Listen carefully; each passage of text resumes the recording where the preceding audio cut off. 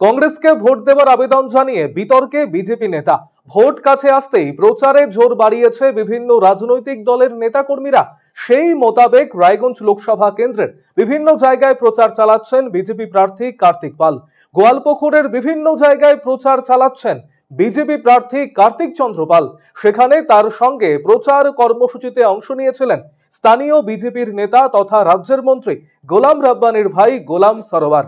নিজ দলের প্রার্থী কার্তিক চন্দ্র পালকে কারো পছন্দ না হলে কংগ্রেসকে ভোট দেওয়ার আবেদন জানিয়েছেন রাজ্য বিজেপির সংখ্যালঘু সেলের সম্পাদক গোলাম সরোয়ার।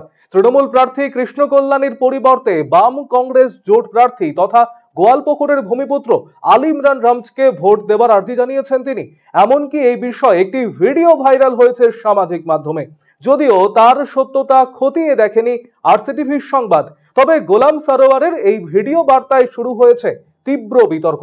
এমনকি বিজেপি বিধায়ক হিসেবে জয়লাভ করে তৃণমূলে যাওয়ার পর লোকসভায় তৃণমূল প্রার্থী কৃষ্ণ কল্যাণীর বিরুদ্ধে ক্ষোভ প্রকাশ করেছেন তার এই ভিডিও বার্তায়।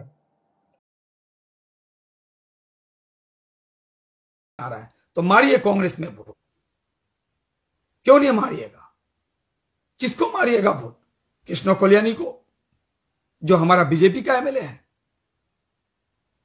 आप लोग फैसला कीजिए, ग्वालपोखर का जनता, किसको वोट दीजिएगा?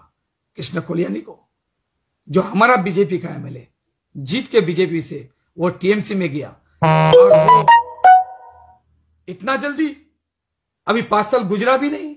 इस दौरान 2024 में एमपी का इलेक्शन आया और 2026 में फिर एमएलए का इलेक्शन होगा, मगर 2024 में एमपी का इलेक्शन और 9 विधानसभा में कोई भी इनको अच्छा प्रार्थी नहीं मिला।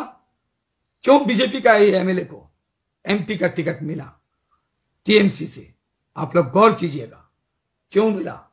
कारण है क्योंकि नोट में वोट लेने चाहता है लोग, क्योंकि नोट वाला प्रार्थी है वो, और वो बिजनेसमैन है।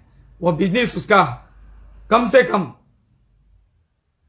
100 बिजनेस है उसका, 70-80 बिजनेस चलता है। तेल का बिजनेस, सोयाबीन का तेल का बिजनेस, सरसों का कल्याणी तेल का बिजनेस, और रॉयल इनफील्ड बाइक का बिजनेस, और मॉल का बिजनेस। वो एक व्यापारी है, एक सौदागर है, एक बिजनेसमैन है। एक बिजनेसमैन को लाके इलेक्शन में उतार के